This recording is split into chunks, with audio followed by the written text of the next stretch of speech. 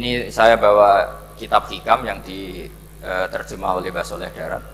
Saya dulu pernah ngaji hikam sama banyak Gus Zofur. Cara berpikir Abul Hasan Asyadzili misalnya, umumnya orang itu kan kalau amal itu ingin diterima ya, kalau sujud ingin diterima Allah, kalau sholat ingin diterima Allah. Dan kalau sangat ingin itu biasanya terus berlebihan. Saking berlebihannya terus nangis minta amalnya diterima gitu. Tapi efek negatifnya gini, jangan-jangan nggak diterima. Lalu kalau nggak diterima gunanya apa? Ini buruk sekali kalau mulai tanya sujud saya jangan-jangan nggak diterima. Kalau nggak diterima gunanya apa? Itu menurut Abul Hasan Asyadzili itu pertanyaan dari setan. Bagaimana mungkin kita pernah menyesal atau menyesali sujud yang pernah kita lakukan untuk Allah Subhanahu wa Ta'ala. Wong dadi kawulane Allah, wis dikai bumi, dikai oksigen, dikai rezeki, tahu sujud, bareng dikasih tahu Jibril, sujud kamu gak diterima. Wah, getun aku sujud be Allah. Masa sujud sama Allah getun. Maka kata Abul Hasan Asyadzili begini.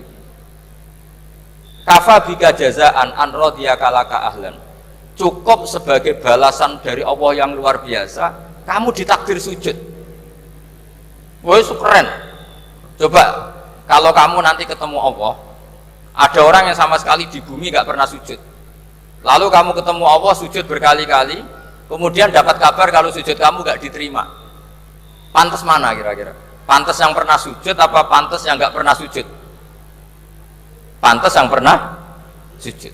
Jika pikirannya Abul Hasan Asyadzili, sudahlah kamu bahagia saja karena kamu ditakdir pernah sujud. Itu satu anugerah Allah yang luar biasa. Kamu nggak perlu terganggu diterima apa nggak diterima.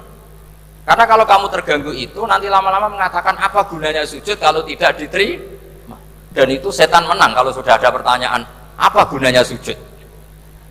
Nah, makanya disebut min syarril waswasil khannas. Kata Abul Hasan Asyadzili, waswas di sini adalah setan ngeridu kamu supaya kamu ngeset semua ibadah kamu, jangan-jangan kamu nggak diterima. Kemudian kamu menyesali semua ibadah yang pernah kamu lakukan. Betapa buruknya kita. Wong ngamal apik kok disesali. Makanya saya ini sebagai kiai itu termasuk kiai yang paling sukses saya. Betul. Karena perasaan saya itu sudah sukses dulu sebelum nyata sukses apa enggak ada penting. Saya sering motivasi santri yang ngapalkan Quran 10 tahun enggak hafal-hafal. Nanti kalau ketemu Allah tetap keren. Pernah ngapalkan kitab saya? Pernah Gusti. Hafal? Tidak. Tapi kan keren, pernah menghafalkan. Daripada sampai ditanya, pernah ngapalkan Quran? Tidak. Kok hafal lagu dangdut? Nah itu posing sampai jawabnya. Tapi kalau santri saya, pernah ngapalkan? Pernah Gusti. Di mana di Guswa? Hafal? Enggak. Pede saja? Enggak. Tapi saya mencintai kitab engkau dan bukti cinta saya tak hafalkan. Cuma nasib tidak memihak saya Gusti, kan masih lumayan itu. Daripada ditanya, pernah ngapalkan Quran? Tidak Gusti. Jebule apal lagu dangdut, yang ibu-ibu apal harga cabai, naik turunnya harga berambang. Ini harga sembako hafal, tapi kalau Quran tidak hafal. Nah, pikiran-pikiran kayak Abul Hasan Asyadzili itu harus kita kembangkan. Makanya saya suka sekali ketika Mbah Mun yang sekarang diteruskan Gus Wafi meresmikan Thariqah Asyadziliyah. Ya cerminannya kitab hikam itu yang diterjemah Mbah Soleh Darat. Karena hikam adalah murid Abul Abbas Al-Mursi. Beliau adalah murid Abul Hasan Asyadzili. Jadi gampangannya kalau sampai ingin tahu cara berpikir Abul Hasan Asyadzili itu ngaji hikam. Karena hikam itu cucu muridnya Abul Hasan Asyadzili. Dan itu cara berpikir gampang sekali. Misalnya hubungan dengan Allah. Ilahi kullama akhrosani lu'mi antokoni karomuka. Ya Allah, ketika saya terbungkam oleh kesalahan-kesalahan saya, sampai saya ini merasa tidak pantas minta, tidak pantas memohon sama engkau karena dosa saya banyak. Tapi kata beliau, antokoni karomuka. Tapi saya berani melafadzkan doa itu berdasar rahmat kamu tidak terbatas. Dan itu indah sekali kata-katanya. Ilahi kullama akhrosani lu'mi antokoni karomuka. Jadi kulama akhrosa sekirane bungkam disoroni ingsun apa lumi sifat elek ingsun antoko mongko dadek iso ngucap niki ingsun apa karo sifat lomane dunia. Dan itu dipraktekkan semua ulama. Ya nafsu la taknati min zallatin azumatin al kabaira fil kufrani kalamami. Jadi yang seperti yang dikatakan tadi Gus Ubaidillah tadi, ya sudah, kadang ada baron saya, ada Busiri, ya saya tidak tahu karena bacanya innal kaba'ira fil ghufrani kalamami la'alla rahmata rabbihi na yaksimuha ta'ti ala hasabil isyani fil kisami. Itu ada orang terlalu fanatik kebaikan datang ke Abdul Hasan Asyadzali gerutu karena dunia ini sudah kacau balau, banyak maksiat, banyak macam-macam. Apa jawabnya Abdul Hasan Asyadzali? Man ahabba alla yusawahu fi ardi faqad ahabba alla tadhara maghfiratu. Jadi malah dibalik. Kalau kamu ingin dunia ini steril, nggak ada apa-apa, berarti kamu tidak suka akan kelihatan maghfirahnya. Oh. Jadi sanad-sanad seperti ini harus kita jaga. Meskipun tidak kita manfaatkan untuk kepentingan hadzun nafsi, tapi kita harus kita jaga. Jika kita jadi orang itu tidak terlalu sepaneng dengan pikiran kita bahwa maksiat itu pasti mendatangkan azab. Kok kamu katakan pasti, itu buktinya apa? Maksiat itu salah, kalau salah harus istighfar. Maksiat itu salah, tapi Allah bisa saja mentobati yang maksiat kemudian jadi orang baik, karena Allah tetap bersifat yaghfiru liman yasha wa yu'adzibu may yasha. Kok kamu katakan pasti-pasti, itu sanadnya dari mana? Jadi ini pentingnya sanad ya. Jadi kita harus terus menjaga sanad ini supaya cara berpikir agama sesuai garis yang pernah ditulis oleh para ulama yang semua itu musalsal ila Rasulillah sallallahu alaihi wasallam. Terus ini mumpung ini di depan Gus Zofur, juga ini pernah tak baca di depan putra-putra beliau, di depan anak-anak. Ini nanti saya hadiahkan ke PWNU Jawa Tengah. Saya nulis kitab ini sebagai bentuk saya bahwa apa yang dilakukan Syekhina Kiai Haji Maimun Zubair semuanya itu berdasar khazanah-khazanah yang ada dalam kitab-kitab Al-Kutubil Mu'tamadah. Di antaranya ini, kitab Khilyatul Auliya. Kitab Khilyatul Auliya itu kitab kesayangan Imam Ghazali.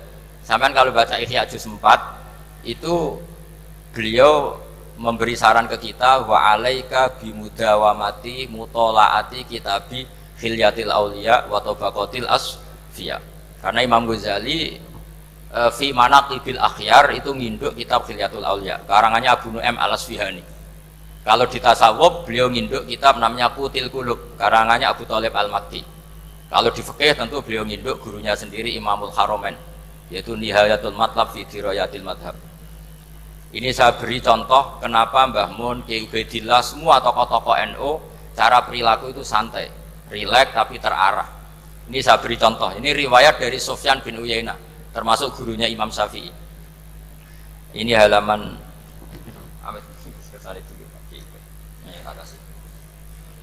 yang pengurusan halaman 24.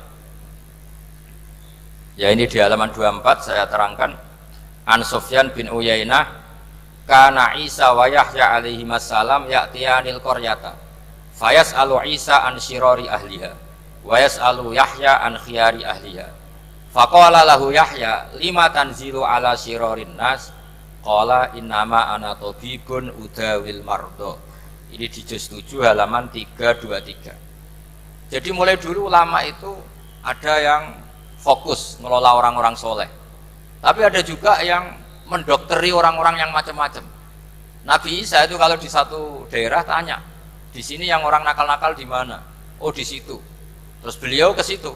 Ditanya Nabi Yahya, kenapa ke situ? Saya ini nabi, nabi itu biman zilatit tabib. Saya ini ibarat dokter. Tentu dokter itu yang menyembuhkan orang-orang yang sakit. Sehingga kiai-kiai kita itu ya kancanan orang soleh ya mau, bina orang fasik ya mau. Lah yang nggak boleh itu yang potensi katut fasik, itu nggak boleh. Jadi apa ya, supaya kita itu melihat sesuatu itu tidak seudon, kiai kok berteman orang fasik. Saya berkali-kali bilang berteman orang fasik itu haram. Tapi kalau dibalik pertanyaannya, membina orang fasik hukumnya gimana? Baik, bisa membina kalau berteman, ya sudah dibolak-balik gitu. Tapi kalau dibalik, berteman orang fasik menjadi fasik, ya jangan berteman kalau buatnya masih seperti itu. Ya terus saya teruskan ya. Sayyidina Umar itu terkenal orang yang sangat keras. Sayyidina Abu Bakar terkenal orang yang layyinal janib, orang yang sangat santun, sangat sopan. Tapi anehnya ketika Abu Bakar mau wafat, itu khilafah atau khalifah itu diwasiatkan supaya yang mimpin itu Umar, padahal orangnya sangat keras. Tapi yang jarang diketahui publik adalah ngiranya Umar keras itu wataknya. Ternyata enggak. Di sini diterangkan Umar wataknya itu sebetulnya bisa memilih keras atau halus. Ini saya baca ya di halaman 25. Beliau ditanya oleh Abdurrahman bin Auf. Terus beliau menjawab, ya Abdurrahman, wallahi laqad lintu linnasi hatta khasyitu wa fil lain. Tsumma staddattu alaihim hatta khasyitu wa fi syiddah. Fa ainal makhraj. Terus di sini saya terjemah, saya saat lunak juga takut sebab lunak bisa dianggap pembiaran, tapi saya juga takut Allah saat keras sebab keras jangan-jangan termasuk tanfir, orang lari dari kebenaran. Ya misalnya gini, sampean punya anak putri atau punya ponakan pacaran, datang ke kamu sama cowoknya, kalau kamu lunak pasti ponakan kamu ngira wong Pak D gak apa-apa, padahal Pak D saya itu kiai, ternyata saya gak ditegur. Lunak itu punya akibat dianggap pembiaran terhadap maksiat. Ya. Tapi kalau kamu keras, wah nak nenggonku tak wantemi watu, kan nggak pernah ke kamu, bagaimana bina wong sowan saja nggak berani. Artinya efeknya sama, terlalu lunak ya punya efek tidak bisa bina, terlalu keras juga punya efek tidak bisa bina. Maka kata Sayyidina Umar, fawallahi laqad lintu linnas hatta khasyitu wa fil lain. Artinya saat bersikap lunak saya takut Allah karena lunak bisa dianggap pembiaran terhadap maksiat. Tsumma staddattu alaihim hatta khasyitu wa fi syiddah. Ketika keras saya juga takut, karena kalau terlalu keras bisa tanfir, bisa orang lari dari kiai, dari orang soleh. Makanya dalam guyonan-guyonan ulama itu ada preman jagongan di orang-orang fasik. Ditanya, kenapa kamu jagongan sama orang fasik? Kenapa tidak jagongan sama orang soleh? Habis orang solehnya marah-marah terus, lah ini ramah. Makanya saya milih yang ramah saja. Gitu. Itu meskipun guyonan, tapi pelajaran bagi kita. Karena ya memang Quran seperti itu, walau kunta fadzan ghalidhal qalbi lan faddu min haulik fa bima rahmatin minallahi linta lahum, terusnya itu. Jadi apa ya? Nah ini kalau nggak ada sanad nggak bisa. Nggak ada sanad nggak bisa, pasti kita berpikir sesuai keinginan kita. Maka ada ancaman yang keras, man fassaral Qur'ana bi ra'yihi falyatabawwa maq'adahu minan nar. Jadi saya mohon sanad-sanad seperti ini kayak yang dikatakan Umar tadi. Wallahi laqad lintu linnas hatta khasyitu wa fil lain. Tsumma staddattu alaihim hatta khasyitu wa fis syiddah. Jadi kita akui bahwa dalam lunak juga ada sekian problem, dalam keras juga ada sekian problem. Terus kita bikin satu metode, satu manhaj yang kira-kira ya sa'iqal lisyaribin, atau yang lebih dikenal dengan Islam wasatiyah. Ada tawazun, ada tasamu, ada macam-macam. Ya, saya kira demikian. Assalamualaikum warahmatullahi wabarakatuh.